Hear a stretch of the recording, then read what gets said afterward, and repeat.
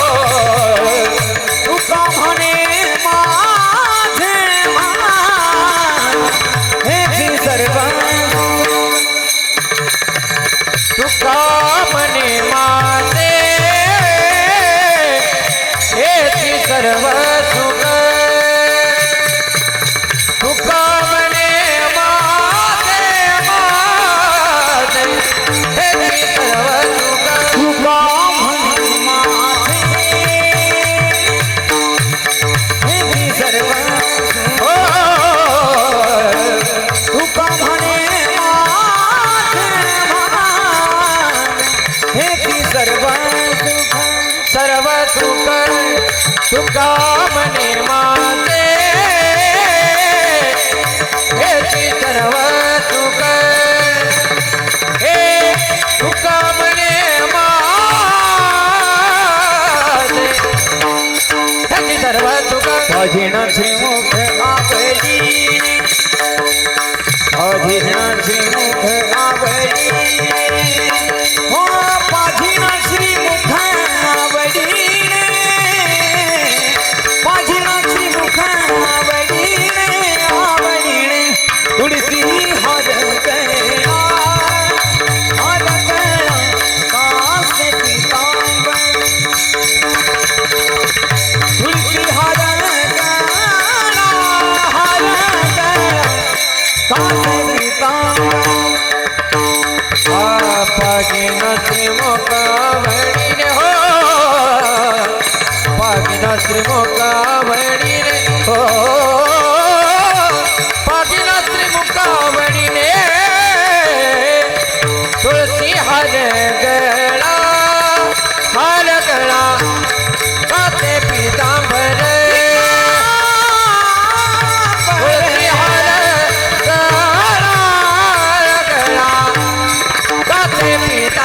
आवडे रंग रहे धिधान आवडे रंग रहे धिधान हो आवडे रंग रहे धिधान तुलसी हार गया कासे पीतांबर तुलसी हार गया कासे पीतांबर आवडे निरंतर हेती जाने आवडे निरंतर हेती जाने हे आवडे निरंतर हेती जाने जाने तुलसी हार गळा कास पीतांबर तुलसी हार गळा कास पीतांबर कासे पीतांबर कासे पीतांबर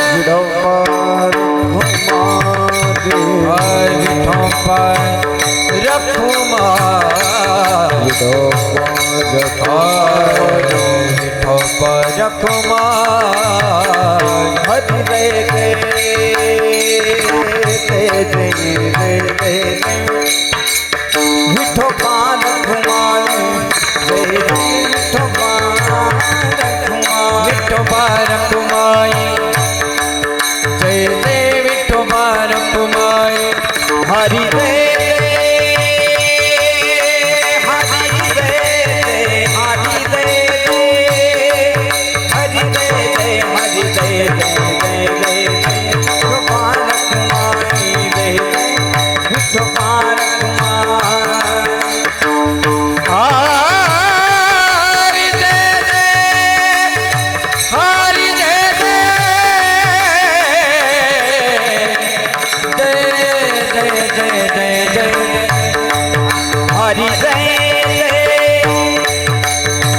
हरि जय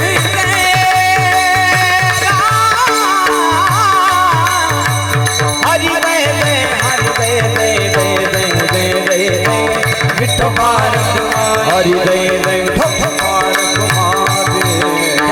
विठोबा हरि जय रघुमार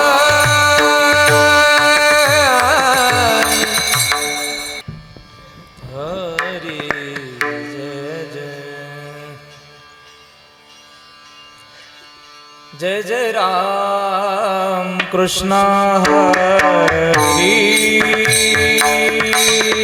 हरे जय राम कृष्ण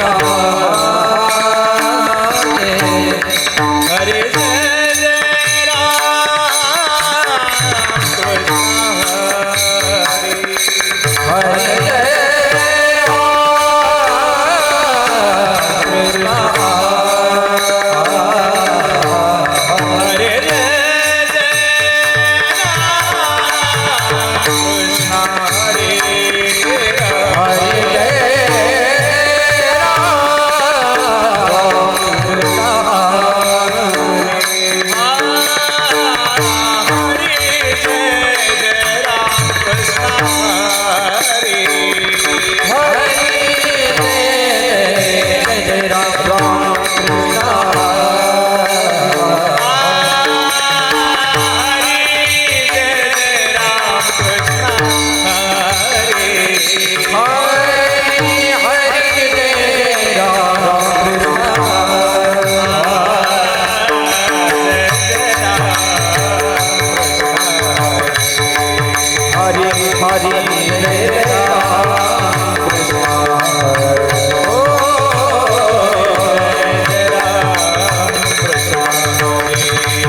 हरि हरि जय राम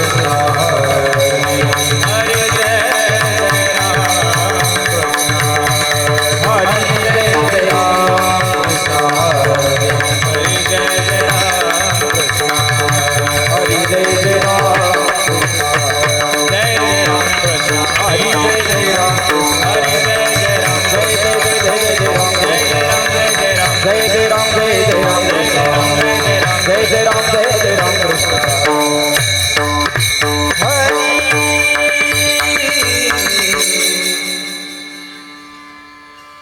रूप पाहता लोचनी लोचनी रूप पाहता लोचनी लोचनी रूप पाहता लोचनी लोचनी रूप पाहता लोचनी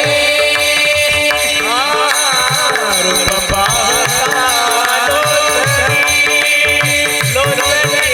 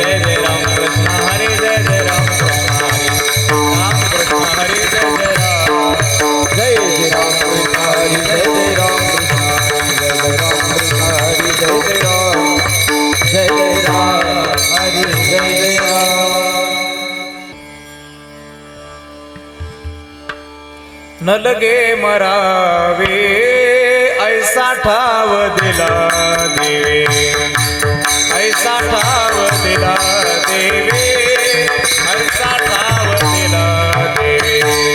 न लगे मरावे ऐसा ठाव दिला देवे, ऐसा ठाव दिला देवे, ऐसा ठाव दिला देवे। माझ्या उपकारासाठी वागविला मोन कंठी, वागविला मोन कंठी, वागविला मोन कंठी। माझ्या उपकारासाठी वागविला मोन कंठी, वागविला मोन कंठी। माझ्या उपकारासाठी वागविला मोन कंठी। करी दिला ठाव अवघा सकळ वाव, अवघा सकळ वाव, अवघा सकळ घरी दिला ठाव अवघा सकळ वाव, अवघा सकळ वाव, अवघा सकळ वाव। तुका म्हणे येले नाही, गेले माझ तुझे नाही, गेले माझ तुझे नाही, गेले माझ तुझे नाही। तुका म्हणे नाही, गेले माझे तुझे नाही, गेले माझे तुझे नाही, गेले माझे तुझे नाही। माझ्या उपकारासाठी, माझ्या माझ्या उपकारासाठी, माझ्या उपकारासाठी वागविला मोन कंठी, वागविला मोन कंठी, वागविला मोन कंठी। माझ्या उपकारासाठी वागविला मोन कंठी, वागविला मोन, माझ्या उपकारासाठी वागविला मोन कंठी।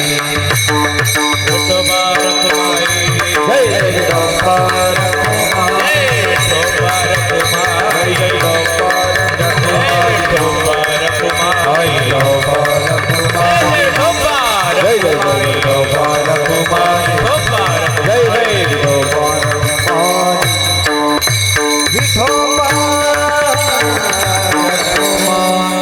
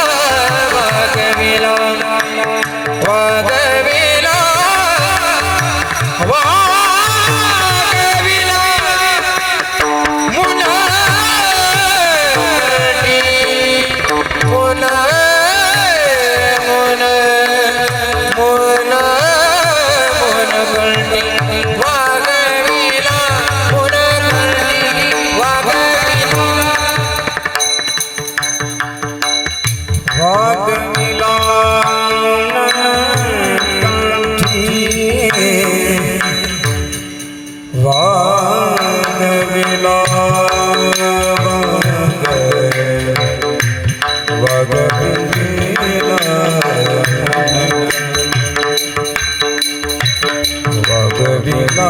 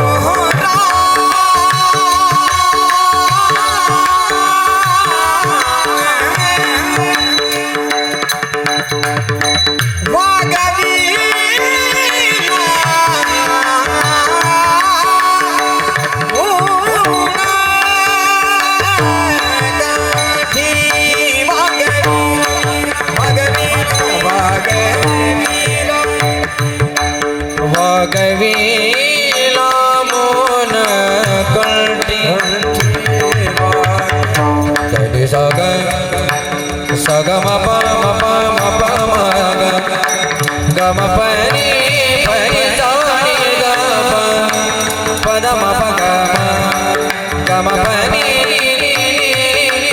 पनी पनी पनी पनी सरि धनि धनि धनि पदम गम पनी धनि गम पनी धनि गम पनी धनि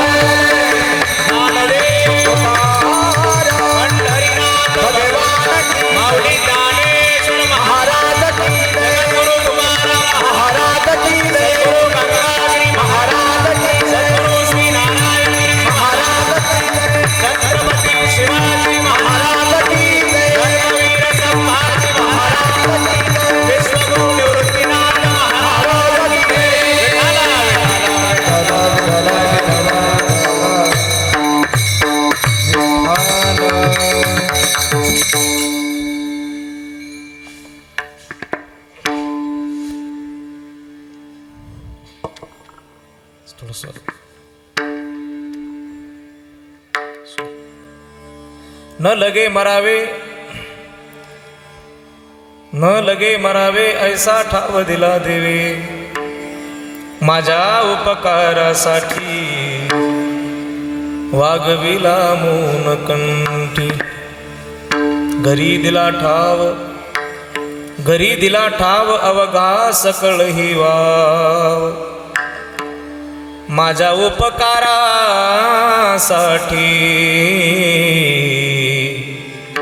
वागविला मौन कंठी. तुका म्हणे ठाई, केले माझे तुझे नाही, माझ्या उपकारासाठी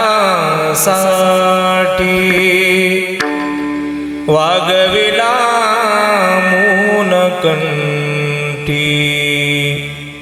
समचरण सरोजम सान्द्रनीलाम्बुदाभं जगननीत पाणिमण्डनं मण्डननं तरुणतुलसीमाला कंदरं कञ्जनेत्रं सदैधवलहासं विठ्ठलं चिन्तयामि। ज्ञानेशं ज्ञानमूर्तिञ्च साक्षात् प्रेमस्वरूपिणीं नामदेवं च दयामूर्तिनाथं वन्दे पुनः पुनः। वैराग्यस्य परामूर्ति देवक्षेत्रनिवासिनं तुकाराम महाराष्ट्र भक्तराज चतुष्टकं गंगाविशुद्धं नितपादस्पर्शं सर्वेष्टितं चुम्बितं पुण्यस्थानं सराले स्थितं तं समाधिस्थमूर्तिं नमामि गंगागिरिजियोगिराजं। तपोज्ञान वैराग्य भक्ति स्वरूपं सदा अलंकृतं साधु संन्यास योगं।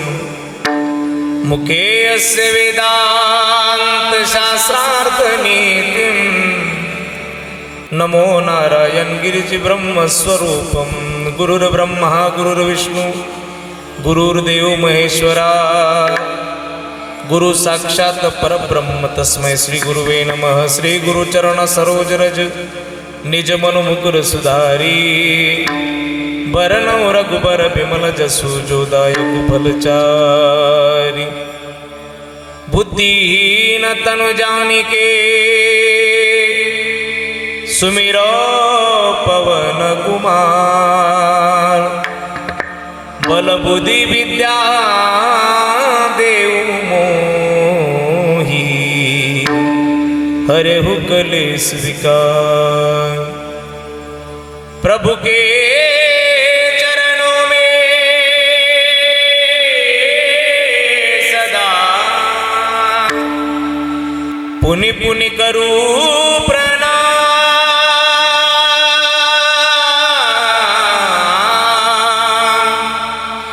ऐसी माया तारी रे मेरे प्रियतम श्याम। वचन ऐका कमलापती वचन ऐका कमलापती वचन ऐका कमलापती वचन ऐका कमलापती। माझे रंगाची विनंती वरदोडे तुझे आपण असावे। माझे रंगाची विनंती माझी रंगाची विनंती करजोडे लोकते हो आपण असावे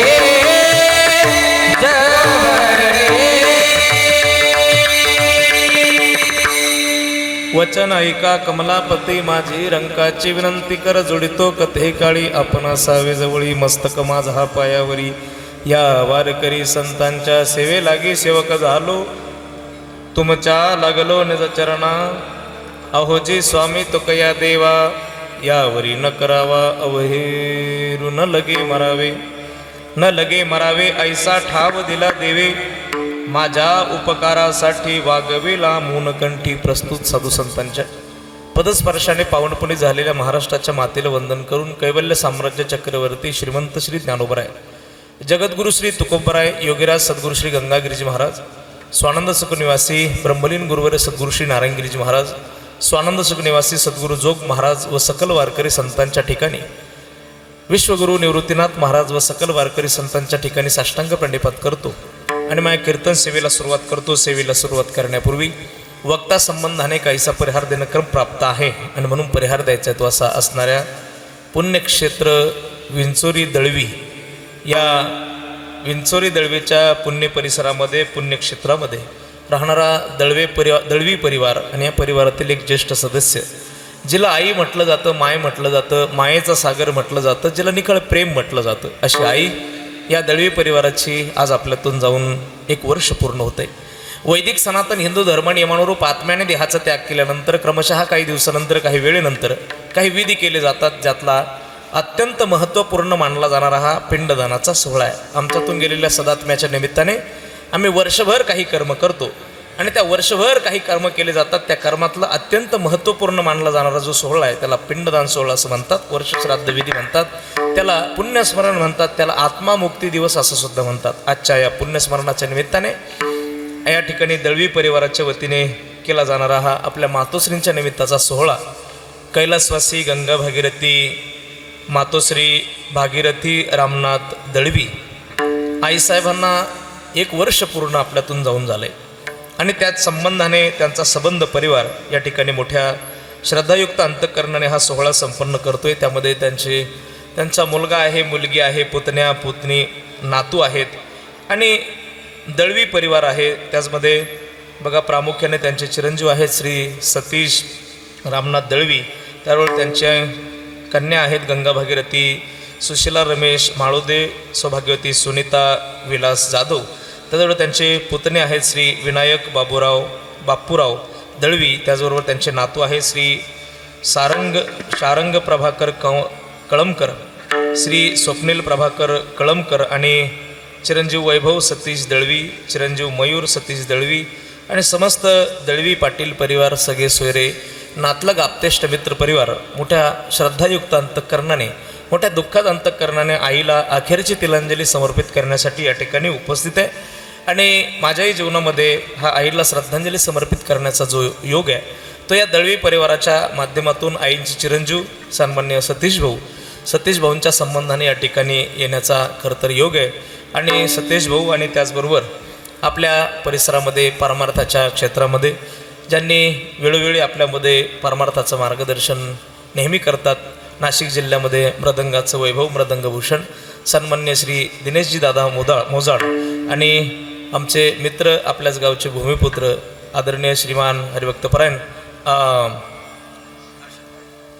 हरीशदादांच्या संपर्काने खरं तर या ठिकाणी येण्याचा योग आहे. आणि म्हणून सर्वच दळवी परिवार त्यामध्ये आहेत. सतीश भाऊंच्या अंतःकरणातला भाव होता आपल्या आईच्या निमित्ताचा सोहळा संपन्न करण्याचा.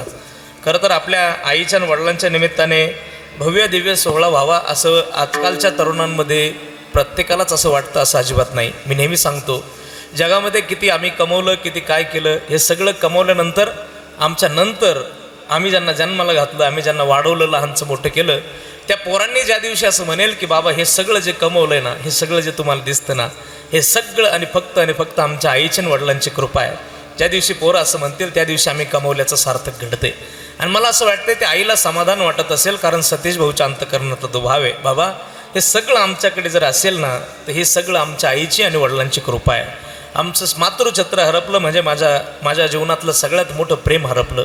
खरं तर आईला प्रेम समजणं एकतर ती आहेच, पण तिला समजणं खूप मोठी गोष्ट आहे. आजकाल ॲप्रिशिएशनशिवाय मजा नाही, ॲप्रिशिएट करावं लागतं. हे जर सगळं तुम्हाला दिसतं ना महाराज, याच्यात आमच्या म्हाताऱ्याचं आणि म्हातारीचं काय नाही बरं का, पठ्ठ्यानी केलं असं म्हणणारी भरपूर आहेत. पावलाला सापडतील तुम्हाला अशी माणसं, पण अशी माणसं खूप बोटावर मोजणी इतकी सापडतात. महाराज हे सगळं तुम्हाला जे विश्व तुम्हाला दिसतंय ना, हो कष्ट आमचे दिसत असतील, पण या सगळ्यामध्ये जर आशीर्वाद कोणाचे असतील तर ते माझ्या आईचे आणि माझ्या वडिलांचे आहे असे म्हणणारे पोरं खूप बोटावर मोजणे इतक्यात. त्यातला हा दळवी परिवार आहे. सतीश दादांनी आपल्या अंतःकरणापासून आईचा हा सोहळा संपन्न करण्याचा भाव व्यक्त केला. हे सुंदर नियोजन या ठिकाणी संपन्न केलं आहे. आज ही सगळी मान्यवर मंडळी, विनेकरी महाराज, इकडे सर्व ही आमचे जिवलग मित्र, वारकरी संप्रदायातील ज्येष्ठ कीर्तनकार हरिभक्तपरायण ज्ञानेश्वरजी माऊली महाराज तुपे यांच्या वारकरी शिक्षण संस्थेतील ही सर्व बालगोपाळ मंडळी, या सगळ्या बालगोपाळांच्या चरणावरती नतमस्तक होतो. अत्यंत सुंदर अशा पद्धतीची पखवाजाच्या साथीसाठी उपस्थित आपल्या नगर जिल्ह्याचं भूषण, आमच्या नगर जिल्ह्याचं भूषण, या तिकडे अकोले तालुक्याचं वैभव. आणि खरं तर पखवाज वाजवावा, किती गोड वाजवावा, त्याला काही सीमा असते, पण त्यांच्याकडे सीमाच नाही, इतकं गोड वाजवतात. असं ज्यांचं वाजवणं आहे आदरणीय संकेतजी महाराज आरोटे, हे या ठिकाणी आवर्जून उपस्थित राहिले. दिनेश महाराजांना जमलं नाही. दिनेश महाराज आणि संकेत महाराज अशी दोघांची जोडी आज होती, परंतु आज एक माणूस आपल्याकडे कमी झाला. दिनेश महाराजांमागे काम असल्यामुळे संकेतजी महाराज आज काय ती कमी आपल्याला जाणून देणार नाही असं आपल्याला लक्षात येतंय. फार सुंदर गोड हात संकेतजी महाराजांचा आहे, खूप गोड वाजवणं आहे, त्यांनाही विशेष धन्यवाद आहे. गाण्याच्या साथीसाठी उपस्थित आदरणीय वंदनीय श्रीमान हरिभक्तपरायण आमच्या श्रीरामपूर तालुक्याचं वैभव आणि सांदीपनी गुरुकुलातील एक ज्येष्ठ विद्यार्थी मार्गदर्शक, संगीत मार्गदर्शक आदरणीय हरिभक्तपरायण श्री शुभमजी महाराज बनकर तेही या ठिकाणी आवर्जून उपस्थित राहिले.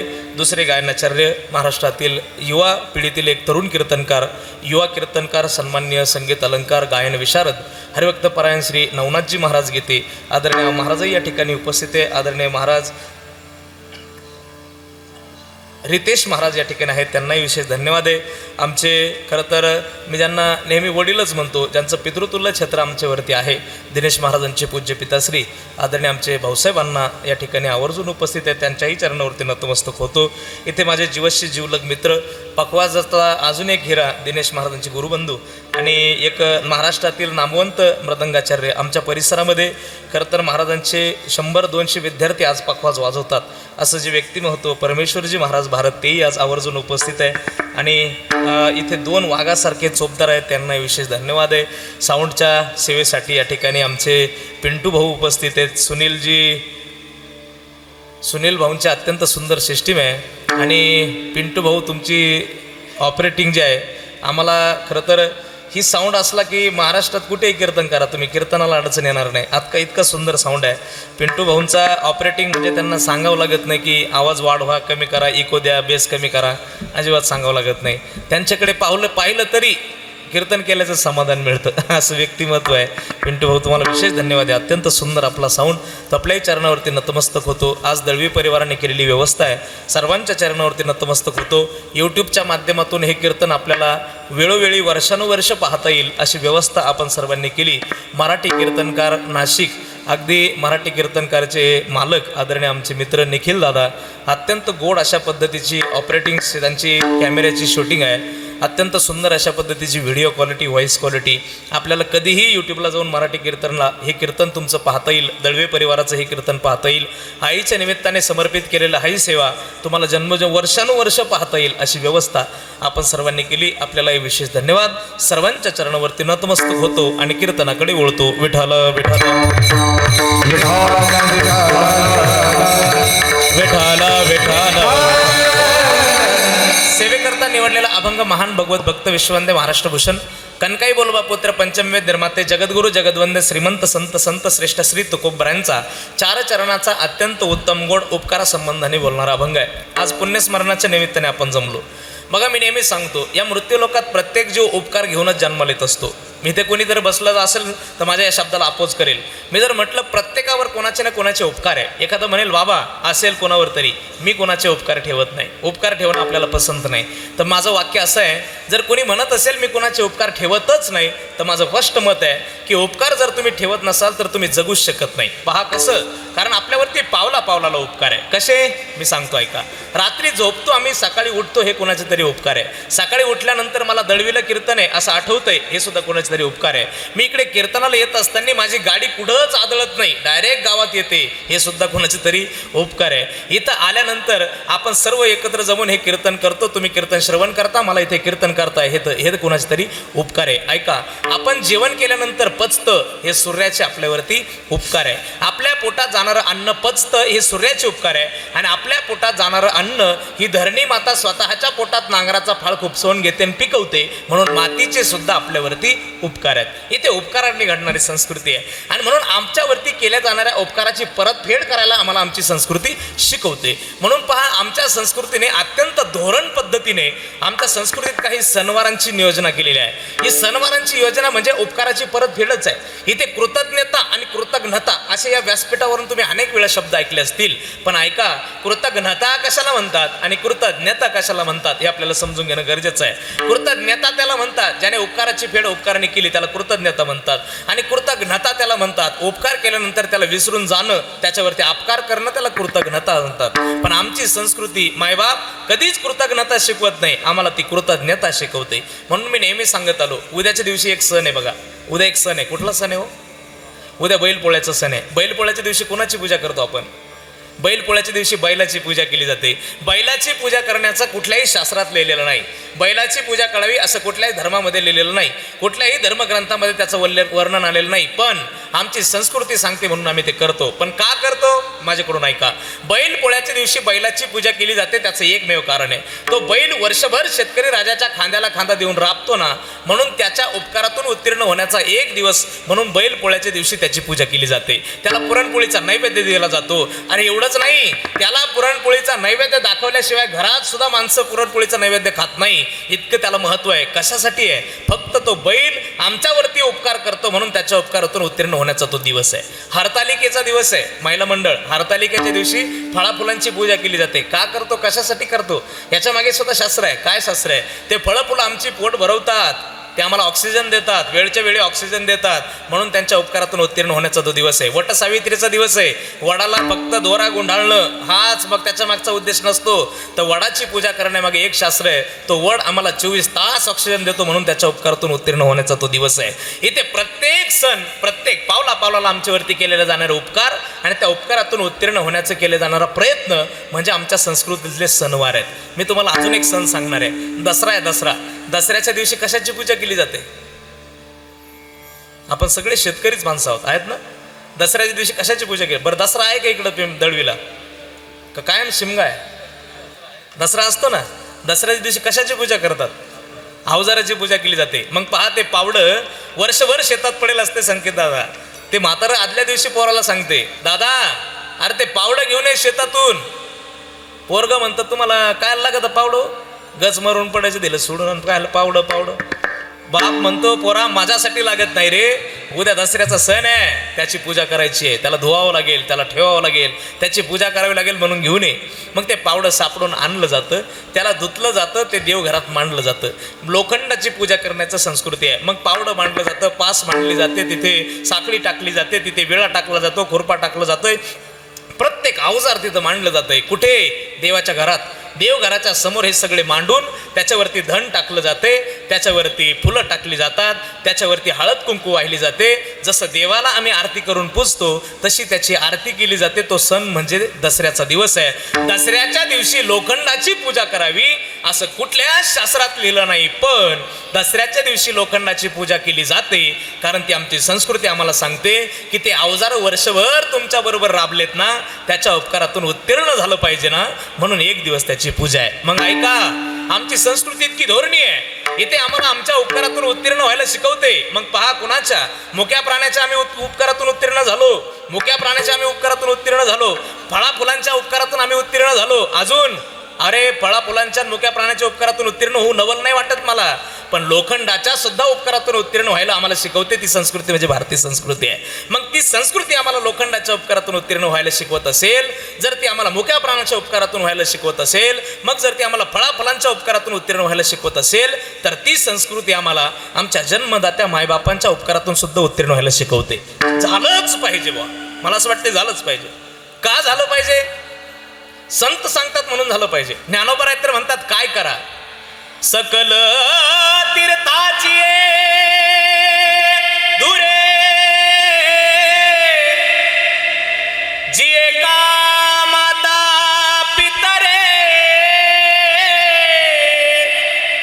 तया सेवेसी कीर शरीरे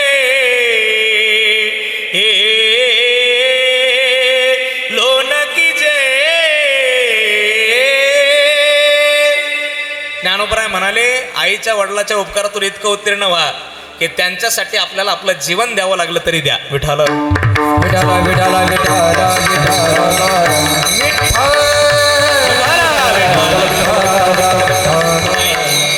आईच्या वडिलांच्या उपकारातून उत्तीर्ण होत असताना ज्ञानोबराय म्हणतात, तया सेवेसी कीर शरीरे. कीर शरीरे म्हणजे काय?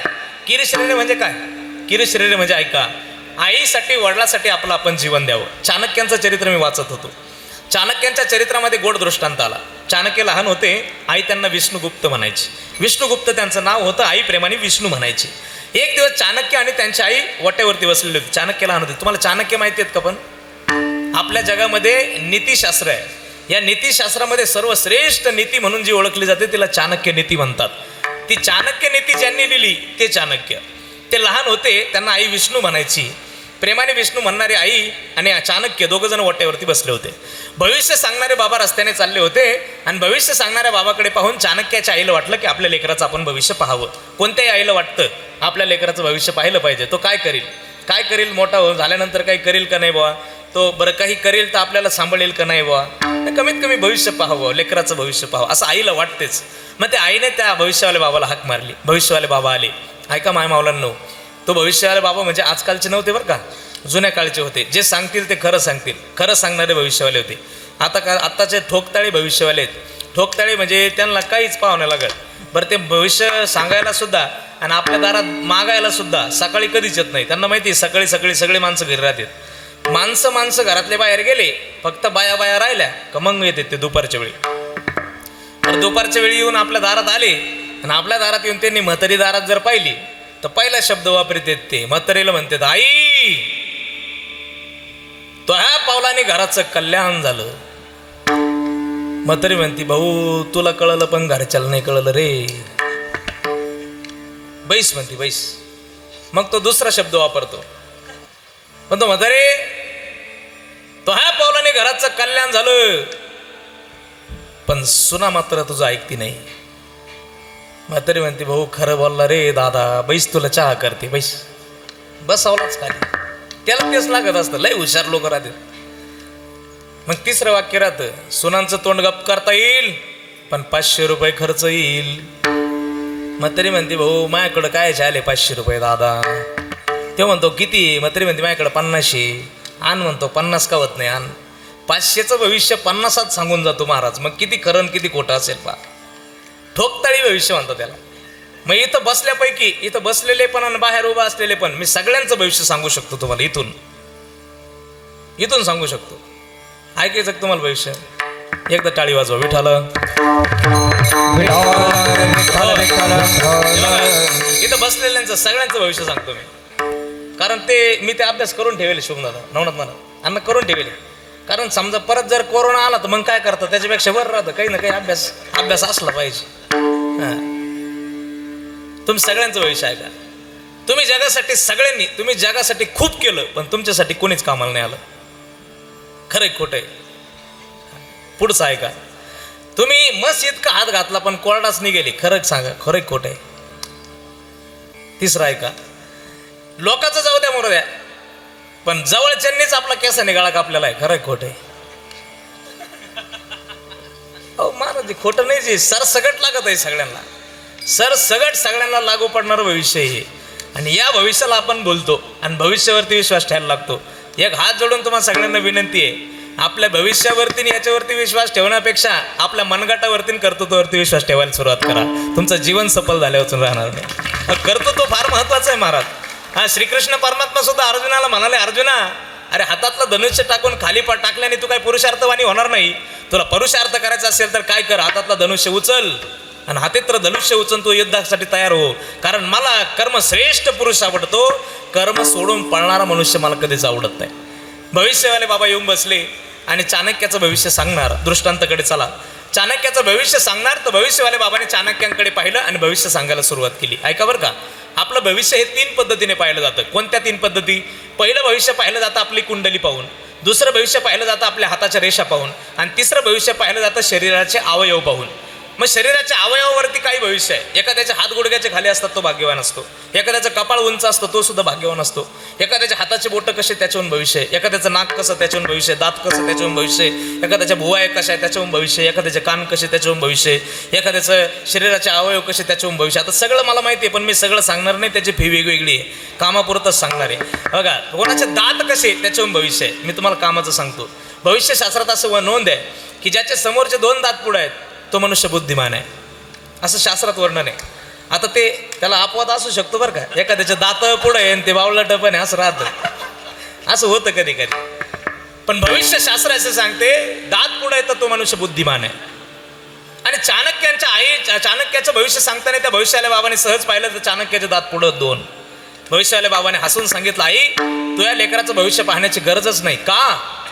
कारण तुझा मुलगा बुद्धिमान होणार आहे. त्याचं शरीर सांगतंय, त्याचं तोंड सांगतंय, मला सांगतंय त्याचं शरीर की तो बुद्धिमान होणार आहे. बरं फक्त बुद्धिमान नाही, तो कीर्तिवंत होणार आहे आणि त्याची कीर्ती जगात पोहोचणार आहे. पहा तुम्ही, चाणक्याची कीर्ती जगामध्ये आहे. जगात कीर्ती पोहोचणार असा पोरगा तुझा आहे. आईला आनंद वाटला. भविष्यवाले बाबा निघून गेले. पोरालाही म्हणजे चाणक्यालाही आनंद वाटला, पण दुसऱ्याच मिनिटाला आईच्या डोळ्यात अश्रू आले. आई रडायला लागली. रडायला लागलेल्या आईकडे चाणक्य जाता राहिलं म्हणतात, आई का रडते ग? चाणक्याची आई म्हणते, बाळा बघ ना भविष्याला बाबाने काय भविष्य सांगितलं. काय चांगलं तर सांगितलं ना, चांगलं सांगितलं. मी बुद्धिमान होणार आहे, बुद्धिमान होणार आहे, त्याचं मला दुःख नाही झालं बाळा. मग दुःख कशाचं झालं? त्यावेळी चाणक्याची आई सांगते, बाळा एकदा की पोरं बुद्धिमान झाली, मोठी झाली, कीर्तिवंत झाली, त्यांची कीर्ती जगात पोहोचली की ती आई बापाला विसरून जातात ना, म्हणून मला रडायला आलं. चाणक्याच्या आई हे शब्द बोलले. चाणक्याचे ते शब्द कानामध्ये रुतले. चाणक्य घराच्या बाहेर गेले. हातात मावेल तेवढा दगड उचलला आणि जोरात तोंडावरती मारून घेतला. दात पाडून टाकले, रक्त भंगाळ तोंड केलं. आणि घरात आले तर चाणक्याने आईने पाहिलं. अरे चाणक्याकडे पळायला लागली, विष्णू बाळा अरे काय केलंस तू? रक्त कशाचं येत आहे तोंडातून? त्यावेळी चाणक्य सांगतात, आई काय झालं नाही. आई म्हणते, पण मग रक्त कशा येत आहे बाळा, सांग मला काय झालं. त्यावेळी चाणक्य सांगतात, आई भविष्यवाले बाबा आले, त्यांनी मला भविष्य सांगितलं. हो सांगितलं. आणि आई माझं भविष्य सांगितल्यानंतर तुला आनंद झाला, पण तू दुसऱ्या क्षणाला रडायला लागली. हा रडायला लागली. पण आई भविष्यवाल्या बाबाने माझं भविष्य सांगत असताना माझ्याकडे पाहून सांगितलं, माझ्या चेहऱ्याकडे पाहून सांगितलं, माझ्या दाताकडे पाहून सांगितलं. आई भविष्यवाल्या बाबाने माझं भविष्य माझ्या दाताकडे पाहून सांगितलं, मी कीर्तिवान होणार आहे. आणि आई ऐक, माझ्या दाताकडे पाहून सांगितलं भविष्य, ते जर तुझ्या डोळ्यातल्या अश्रूला कारणीभूत ठरणार असेल तर आई तोंडात असलेले दात जर तुझ्या अश्रूला कारणीभूत ठरणार असतील तर हे दात ठेवायचे कशाला, म्हणून मी ते पाडून टाकले. याला म्हणतात तया सेवेसी कीर शरीरे. आईसाठी आम्ही जीवन द्यावं, वडिलांसाठी आम्ही आमचं जीवन द्यावं. लॉकडाऊनमध्ये पारनेरमध्ये एक घटना घडली. पारनेरमध्ये बरं का, लॉकडाऊनमधली घटना आहे. त्यावेळी काय वृत्तपत्र नव्हते, पण मोबाईलवरती ही बातमी आपल्याला पाहायला मिळाली असेल, टी व्हीवरती मोबाईल बातमी पाहायला मिळाली. पारनेर तालुक्यात एक पोरगा होता, त्याच्या आईच्या दोन्ही किडन्या फेल झाल्या. ही का दंतकथा नाही, तुम्ही यूट्यूबला सर्च करू शकता. एक पोरगा होता, त्याच्या आईच्या दोन्ही किडन्या फेल झाल्या. आई जाणार असं कळालं आणि त्यांनी मग किडनी पाहण्यासाठी सुरुवात केली. खूप किडनी पाहिली, त्याला काही मिळाली नाही, कारण लॉकडाऊनचा काळच विचित्र होता महाराज. त्यावेळी आपल्याला जवळ आपल्या कोणी येत नव्हतं. आपल्या जवळ जर आलं तर फक्त जवळचेच माणसं येत होते, लांबचे माणसं येत. फोनवरती बोलणारे भरपूर होते, फोनवर बोलणारे भरपूर होते. पहा, तुम्ही ॲडमिट झाल्यानंतर तुम्हाला जर भेटायला कोणी आलं असेल तर कोण? ऐका बरं का, ॲडमिट झाल्यानंतर तुम्हाला भेटायला कोणी आलं असेल तर तुमचा रक्ताचा माणूस.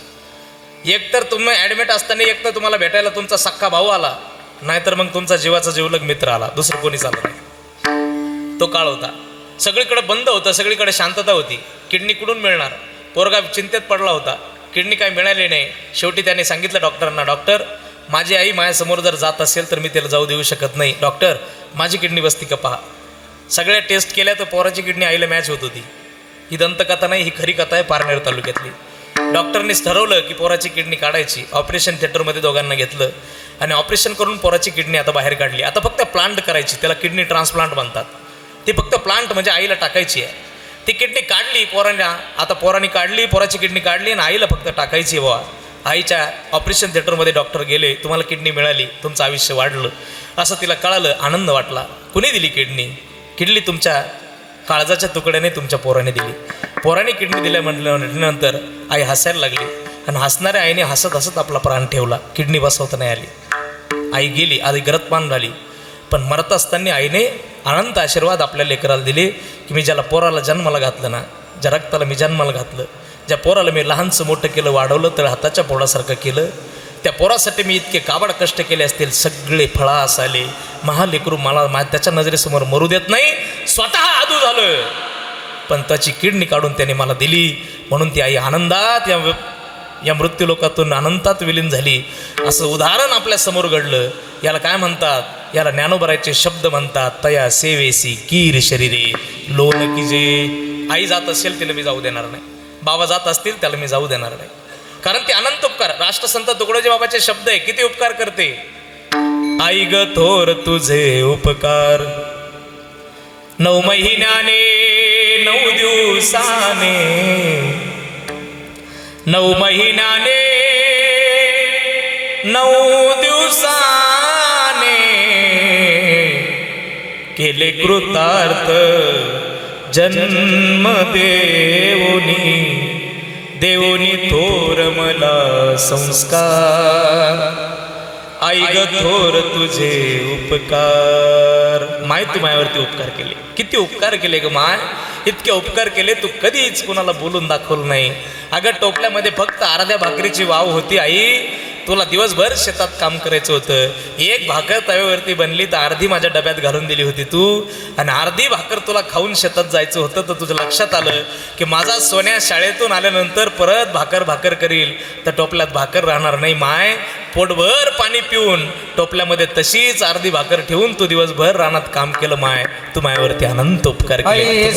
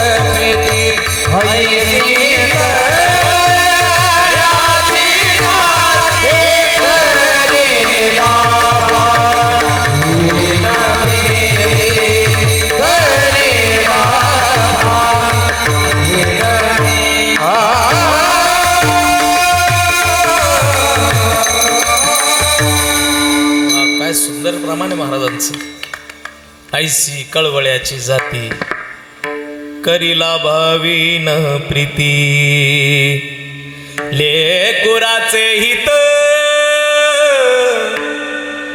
वाहे माऊलीचे चित्त ऐसी कळवळ्याची जाती करी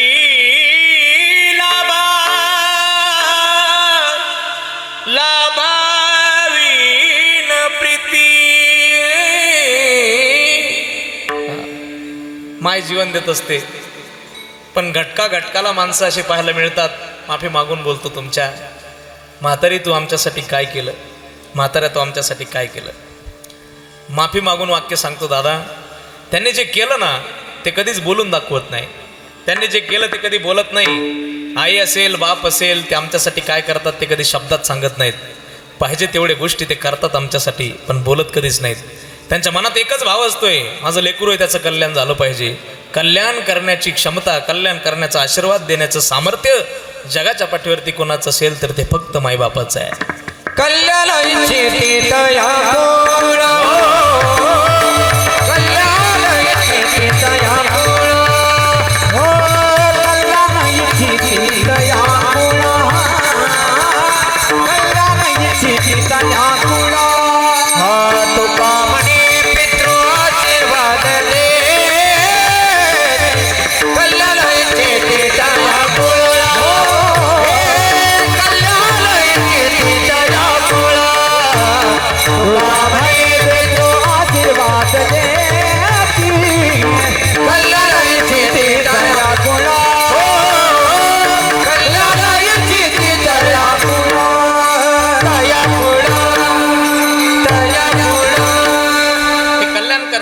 कल्याणाचा आशीर्वाद देतात आणि म्हणून त्यांची सेवा आमच्याकडून घडली पाहिजे.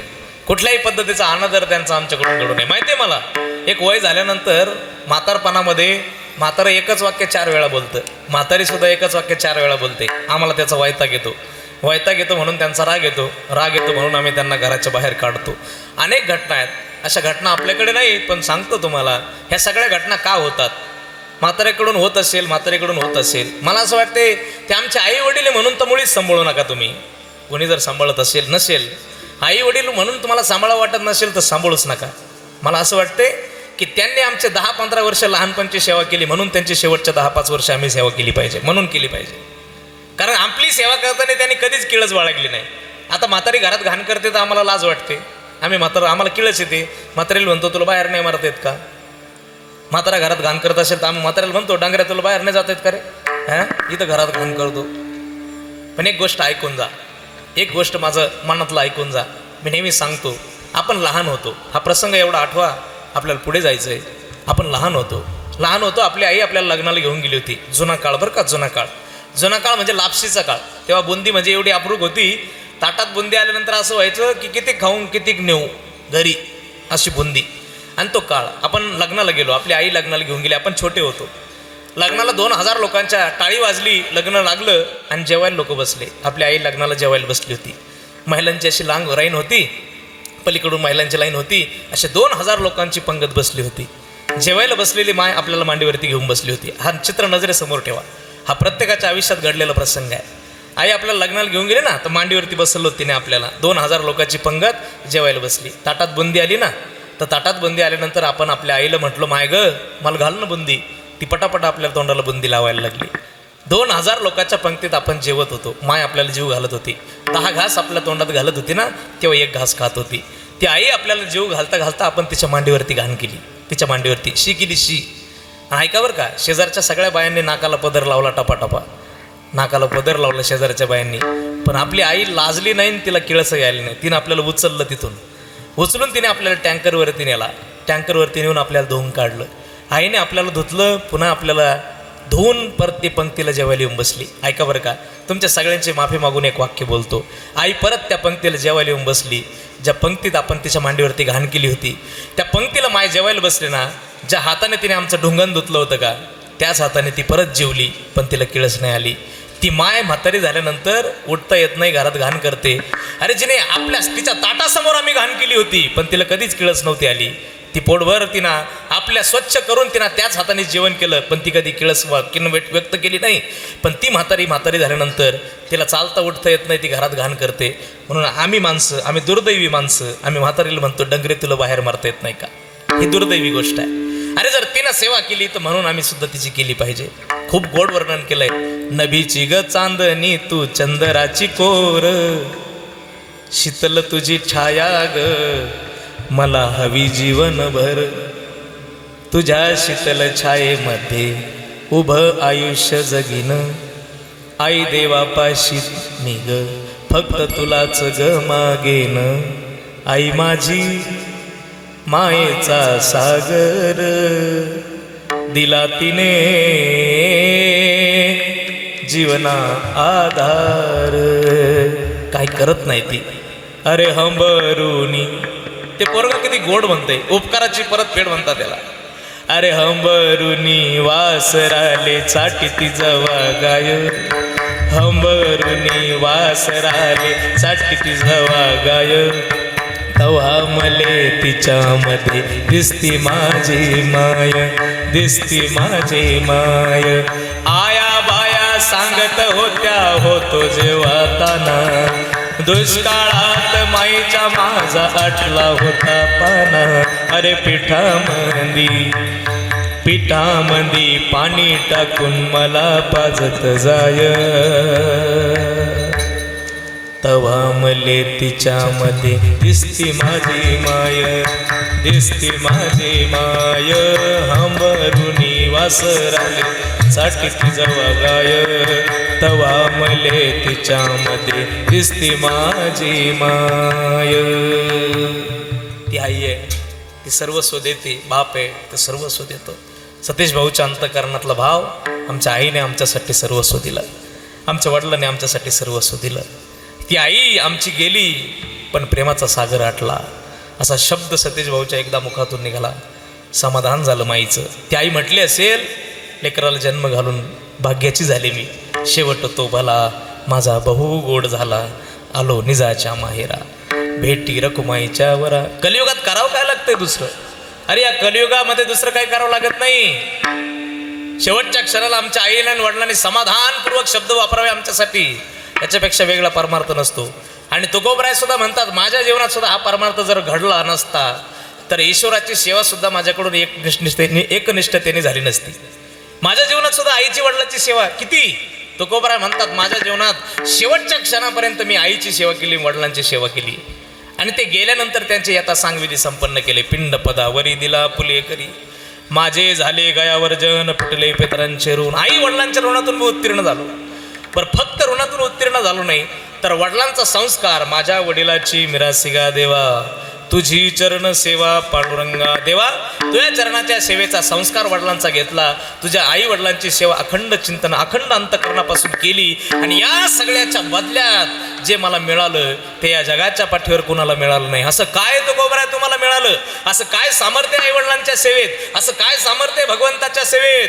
तुकोबराय म्हणतात या कलियुगामध्ये, या मृत्यू लोकामध्ये आजवर नाही मिळालं कुणालाच अशी गोष्ट मला मिळाली. काय? तुकोबराय म्हणतात मृत्यू मला येणारच नाही अशी अवस्था.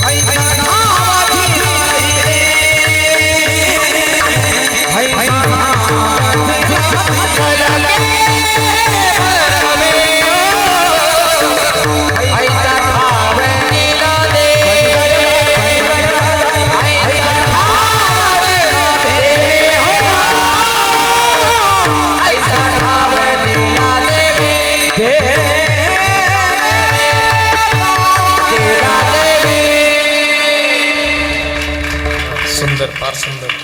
न लगे मरावे ऐसा ठाव दिला देवे. देवाने काय दिलं मला? मला ती अवस्था दिली की मला आता मरावंच लागणार नाही, कधीच मरावं लागणार नाही अशी अवस्था मला दिली. मला सांगा, आपण इथे एवढे माणसं जमलोय, विंचोरी दळवीकर आपल्या सर्वांना, पाहुणे मंडळींना, आपल्या सगळ्यांना माझा एक प्रश्न आहे. मला सांगा, मरावंच लागणार नाही ही अवस्था मिळणं की सामान्य गोष्ट आहे काय? बरं मला सांगा, इथे बसल्यापैकी कुणाकुणाला असं वाटतं की आपण मरणारच नाही? नाही बा, आपण नाही मरणार असं कोणी वाटतंय काय? बरं कुणाकुणाला असं वाटतंय की आपण मरावं? बोलणंच नको. तू कीर्तन कर, नाही तर तिकडे चुलीत जाय, आम्हाला नको विचारू. म्हणजे आमच्या मरणावर रोटला इथे येऊन काही म्हणते ना, असं मरायचा विषय लोकाला आवडत नाही. आगा मर बोलणं साहसी. पण महाराज ज्ञानोबराय म्हणतात, मेल्यावरती रडती. रडावं तर लागेल, मरावं तर लागेल. मरण काय कोणाला चुकलेलं? किती हुशार असा तुम्ही, किती हुशार, मरणापासून हुकणार? मरणापासून आपण हुकत नाही, मरण आपल्याला सोडित नाही. कारण हे मृत्यू असं, हे मृत्यू लोक आहे. येथे उरो नाही आले अवतार, एरती पामर जीव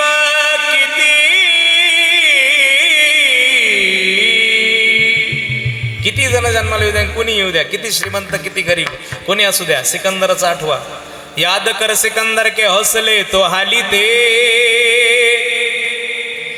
जब गया था दुनिया से दोनों हाथ खाली थे.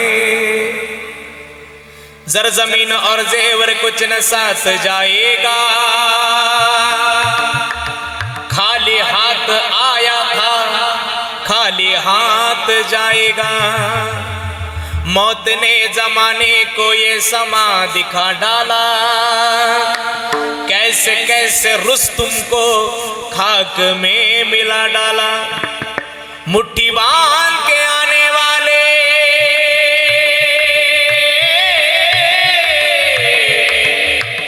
मुट्ठी बांध के आने वाले हाथ पसारे जाएगा. सर उठा कर चलने वाला एक दिन धोखा खाएगा. चलता सूरज धीरे धीरे ढलता है ढल जाएगा. चलता सूरज धीरे धीरे ढलता है ढल जाएगा. ढल जाएगा ढल जाएगा ढल जाएगा. चलता सूरज धीरे धीरे ढलता है चलता सूरज धीरे धीरे ढलता है ढल जाएगा ढल जाएगा.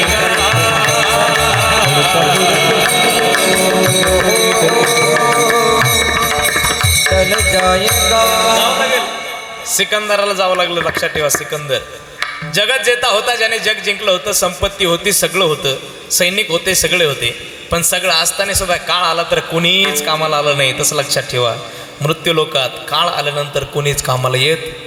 आणि आपण किती चतुर आणि बुद्धिमान असा उपयोग होत नाही. एकदा काय झालं तुम्हाला सांगतो, दृष्टांत सांगतो. एकदा काय झालं, यमराज महाराज सकाळी सकाळी एक जणाला घ्यायला आले.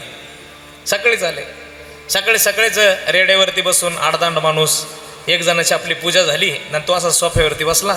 तर यमराज महाराज असं रेड्यावरती बसून आले. आता त्याने पूजा झाल्यानंतर त्याने उठून पाहिलं तर आपल्या दारात साक्षात रेड्यावरती बसलेला काळा आडदांड माणूस, हातामध्ये गदा, अशी कवट्याची माळ घातलेली. असं साधारण त्याच्याकडे पाहून त्याच्या लक्षात आलं आपल्याला यम 100% घ्यायला आला. त्याचा हुशार होता. देवपूजा विजा करून बसलेला, त्याच्या लक्षात आलं यम घ्यायला आला. तो पळाला नाही, धावला नाही, काय नाही, लय हुशार बुद्धिमान होता. माणसं लय बुद्धिमान राहतात. तो उठून उभा राहिला आणि यमाला असे हात जोडले, म्हणे वा वा वा वा यमराज महाराज, काय भाग्याचा दिवस राव आज, तुम्ही प्रत्यक्ष सगळं. त्याने प्रत्यक्ष फित्यक्ष नाही, आवर पटकन आपल्याला निघायचं, तुला घ्यायला आलो. तो म्हटला, यमराज महाराज घेऊन जा मला, काही हरकत नाही, आज तुमचे प्रत्यक्ष दर्शन झाले, याच्यापेक्षा काय आनंदाचा दिवस असायला पाहिजे. फक्त माझी एक शेवटची इच्छा पूर्ण करा. यम म्हणे शेवटची इच्छा आपल्याकडं जमत नाही. तो म्हटला, यमराज महाराज आमच्या देशामध्ये, या देशामध्ये काय सांगावं तुम्हाला, इतके भामटे चोर लबाड जन्माला आले, नालायक माणसं जन्माला आले, आणि इतके माणसं जन्माला येऊन हे सगळे अपराध करते, जेलात जाते. जेलात जाऊन त्यांना फाशीची शिक्षा जर झाली तरीसुद्धा यांना फाशी देत असताना आमचं सरकार त्यांना शेवटची इच्छा विचारित आहे. मग जर इतक्या हलकट माणसांना जर शेवटची इच्छा विचारित, मी तर चांगला आहे, मी तर काहीच पाप करेल नाही, आयुष्यभर तुमची सेवा भजन केलेलं आहे. यमराज म्हटला, हे बघा जास्त बोलू नको, काय तुझी इच्छा आहे शेवटची सांग. तो म्हटलं, यमराज महाराज माझी फार काही मोठी इच्छा नाही, माझ्या हाताचा तुम्ही 1 कप भरून चहा प्या, बस माझी तेवढीच इच्छा आहे, मला लय भारी चहा बनवता येतो. असं म्हटल्यानंतर यमराज म्हटला, बनव पटकन. मंडळीनं सकाळी तसंही चहा नाही बाजला, तसंच दिलं तर काढून ठेव चहा. मग त्याने चहा ठेवला, माझ्याकडे पाहत राहा, असं काही होत नाही, पण दृष्टांतात होतं बरं का सगळं. मग तिने चहा ठेवला, यमराज सोफ्यावरती बसला, त्याने तिकडे चहा बनवायला कार्यक्रम केला. किचनमध्ये चहा वगैरे बनवला, 2 कप चहा घेतले, 2 कपात चहा वतला. पण लय हुशार होता, मी तुम्हाला सुरुवातीला सांगितलं बुद्धिमान होता. त्याने काय केलं, एका कपामध्ये बेशुद्धीचं औषध कालवलं. कायचं कालवलं, बेशुद्ध ध्यानात राहील तुमच्या, बेशुद्धीचं कालवलं. आणि 2 कप घेऊन बरोबर तो यमाच्या समोर आला. आता औषधाची कॉपी चहा कोणाला दिला असेल तिने, यमाला दिला, बरोबर आहे, तुमच्या लक्षात आला. आता यमाच्या हातात दिला, यमाने तो चहा पिला आणि औषधाचा चहा पिल्यावर संकेत मारत त्याला चक्कर आली. यमाला जशी चक्कर आली तसा तो बेशुद्ध पडला. तो सोफ्यावरती आडवा झाला. सोफ्यावरती आडवा पडल्यानंतर त्याला इतका आनंद झाला, टाळीवर टाळी दिली. तो म्हणे गंमत जमली म्हटल्यानंतर तिने काय गाडीला किकबिक मारली नाही, पळून गेला नाही, लपून बसला नाही, काहीच नाही, लय हुशार होता. त्याने असे यमाचे खिशे चापसले, यमाचे खिशे पाहिले. यमाच्या खिशामध्ये एक यादी होती, अशी 5-25 पानाची यादी होती, स्क्वेअर बुकचे पानं होते मोठे मोठे, असे 5-25 पानाची यादी होती. यादी म्हणजे कायची होती, अनुदान फिनुदान किंवा लाडकी बहीण असं काहीच योजनाचं त्याच्यात काहीच नोंद नव्हती. त्याच्यात नोंद वेगळी होती. त्याच्यात नोंद काय होती माहिती का, त्याच्यामध्ये नोंद होती नेणाऱ्या माणसाची. जे माणसं न्यायचे त्यांचं नावं लिहिलेले होते, गावं लिहिलेले होते, पत्ते ते लिहिलेले होते. मग 1 तारखेपासून तर 30 तारखेपर्यंतच्या माणसांची यादी त्याच्या खिशात निघाली.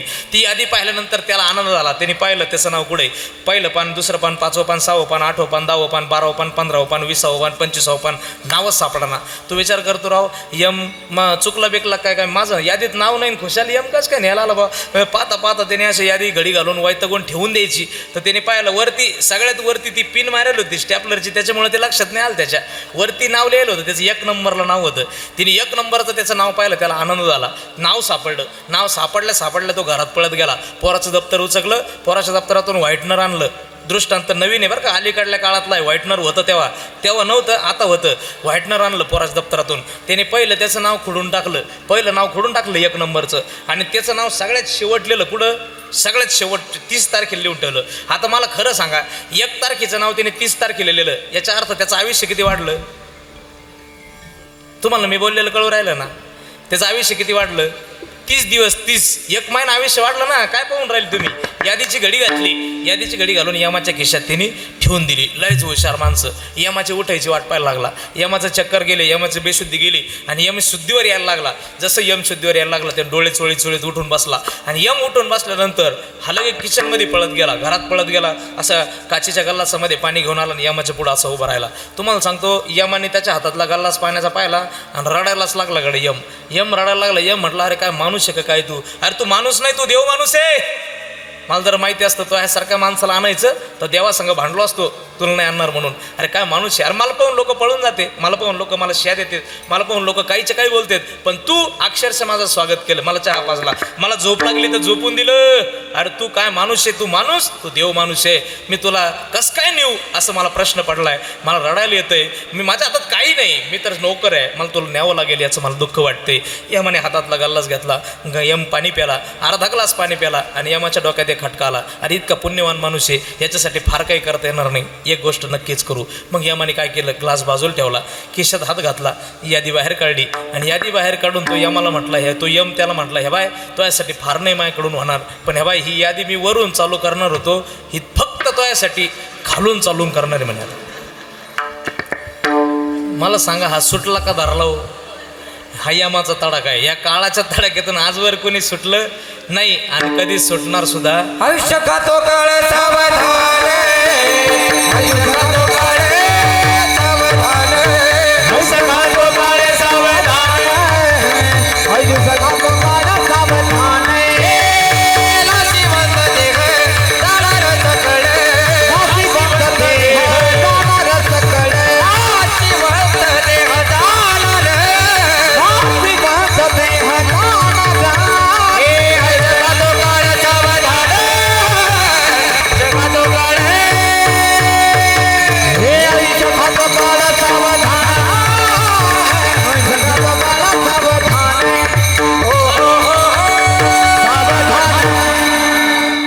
आयुष्य खातो काळ सावधान.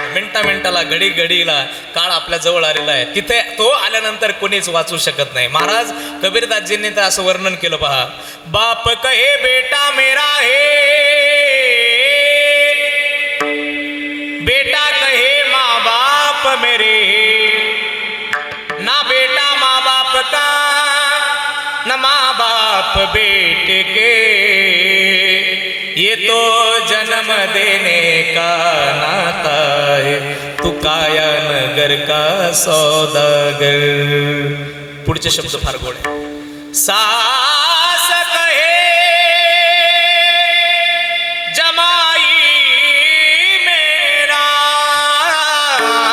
है, जमाई कहे,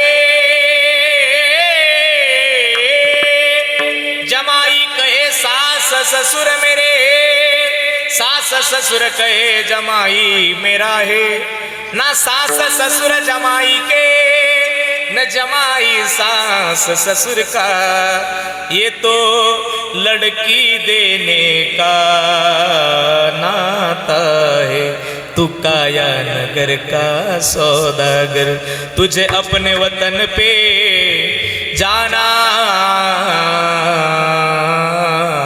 है, काया नगर का सौदागर. इथे जावं तो एकट्यालाच लागेल, पण एकटं जात असताना कामाला भगवान परमात्मा येईल. म्हणून तुकोबराय म्हणतात असं भजन केलं की त्याच्यावरती उपकार झाले आणि त्या उपकाराच्या पोटी त्याने काय केलं, माझ्या उपकारासाठी वागविला मून कंठी. पण माझ्या उपकारासाठी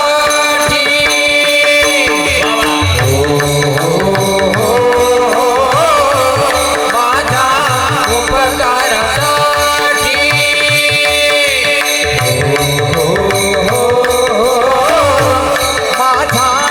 उपकारासाठी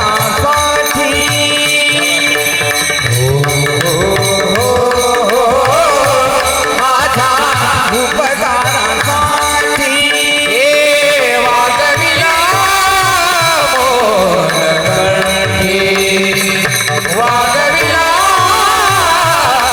मोर कंठी. हो माझ्या उपकारासाठी माझ्या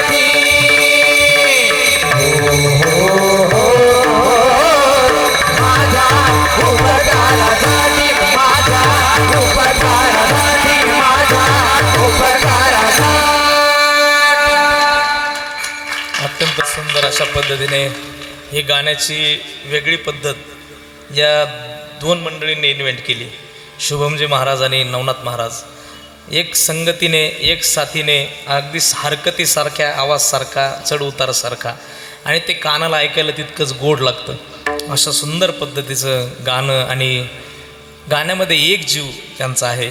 कला सादर करणं वेगळं असतं बरं का, कलाकार आहे म्हणून कला मांडणं वेगळं असतं, पण तीच कला माझं सर्वस्व आहे, ती कला माझीच भगवंताची भक्ती आहे असं म्हणून त्या कलेला न्याय देणं ते वेगळं असतं, आणि ते या मंडळींनी दिलेलं आहे. पण या सगळ्यांच्या चरणावरती नतमस्तक होतो. इतकी सुंदर कलाकार मंडळी या ठिकाणी दळवी परिवाराने उपस्थित केली. आपल्या सर्वांना विशेष धन्यवाद आहे. तुकोबराय म्हणतात की माझ्या उपकारासाठी वागविला मून कंठी. मी इतके भगवंताची भजन, आईवडिलांची सेवा केल्याचा परिणाम मला मरावं लागणार नाही अशी अवस्था भगवंताने दिली, पण त्याच्यासाठी मी देवावरती उपकार केला. काय केलं तर वागविला मून कंठी. मून कंठी म्हणजे काळामणी कंठात धारण केला. काळामणी धारण केलं म्हणजे काय, काळामणी आपण कधी घालतो महिला मंडळ, बोला पटकन, कधी घालतो? सगळं सोनं बँकेत टाकलं का मग घालतो म्हणा, असं करतोय काय? नाही, काळामणी घालण्याचे एक दिवस आहे. लग्नाच्या दिवशी नवऱ्याच्या हाताने आपण काळामणी घालतो, ते पण सप्तपदीच्या वेळी घालतो, आणि तो मणी गळ्यात घालत असताना एक भाव असतो. आता तुम्हाला माहिती नसेल, मी सांगून देतो, ऐका. तो भाव असा असतो, काळामणी गळ्यात घालत असताना किंवा ते मंगळसूत्र गळ्यात घालत असताना एक भाव असतो का आजपर्यंत माझी सबंध जबाबदारी माझ्या जन्मदात्या माईबापांवरती होती. आजपासून तुमच्या नावाचा मणी मी माझ्या गळ्यात बांधते, पण आजपासूनची माझी सबंध जबाबदारी तुमची आहे. जसा हा भाव मुलीचा नवऱ्याबद्दलचा असतो, तसाच तुकोबराय म्हणतात माझ्या कंठात मी काळामणी धारण केला. देवा, आजपासून माझी सबंध जबाबदारी तुझी आहे. कंठात मणी धारण केलं म्हणजे काय केलं तर कंठामध्ये मणी धारण केलं म्हणजे अखंड भगवंताचं नाम घेण्याचा पण केला. कोणतं नाम घेण्याचा पण केला सांगायचंय, टाळी वाजून भजन करा. विठोबा रखुमाई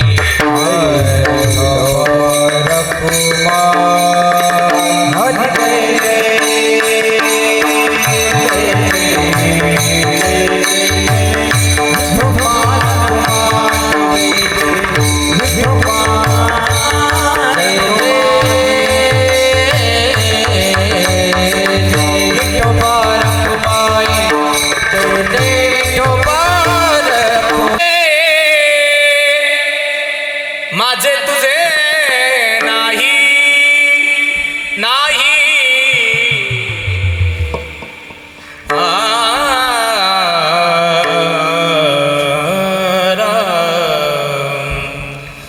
तुका म्हणे तुका म्हणे एके ठाई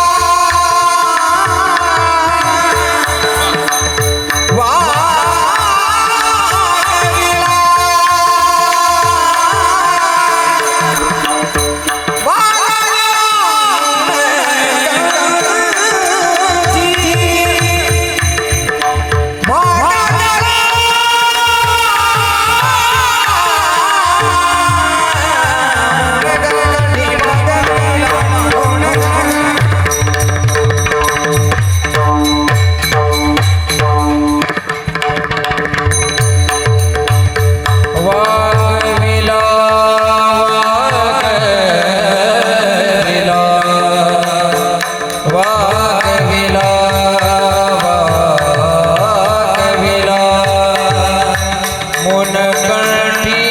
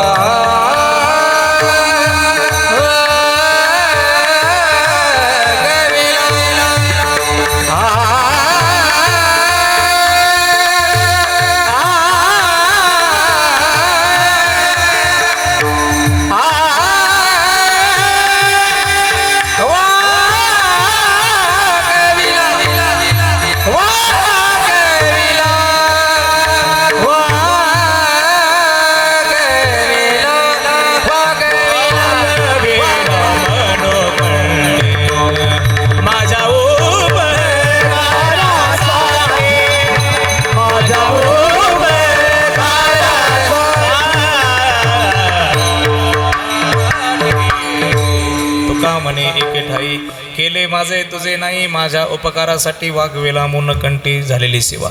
भगवत चरणी समर्पित करायची, सेवेला पूर्ण विराम द्यायचा आहे. जाता जाता कैलासवासी मातोश्री भागीरथीबाई आईंच्या प्रथम पुण्यस्मरणाच्या निमित्ताने या ठिकाणी दळवी परिवार या ठिकाणी हा अत्यंत श्रद्धायुक्त अंतःकरणाने सोहळा संपन्न करतोय.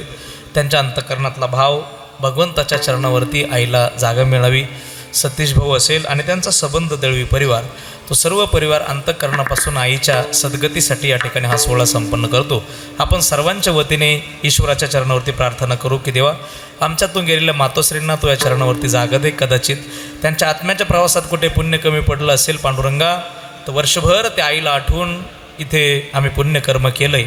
या कीर्तनातून तुझं नामचिंतन केलं आहे, त्याच्यातून जे पुण्य आमच्याकडे जमलं आहे, या पुण्यातलं तू पुण्य आमचं घे. आमच्यातून गेलेल्या आईला तो या चरणावरती जागा दे, अशी सदिच्छा, सद्भावना, श्रद्धांजली आपल्या सर्वांच्या वतीने मी या ठिकाणी समर्पित करतो.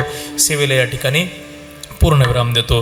इथे कार्यक्रम सुरू होताना थोडासा उशीर झाला, कारण अगोदर इथे एक कार्यक्रम होता गावातलाच. इथे एक मला वाटतं दशक्रिया होती, तिथे दशक्रिया विधीचा कार्यक्रम इथे होता, त्यामुळे थोडासा कार्यक्रम अर्धा पाऊण तास आपला लेट सुरू झाला. म्हणून मी तुमचे 12:30च्या पुढे एक 4 मिनटं घेतले.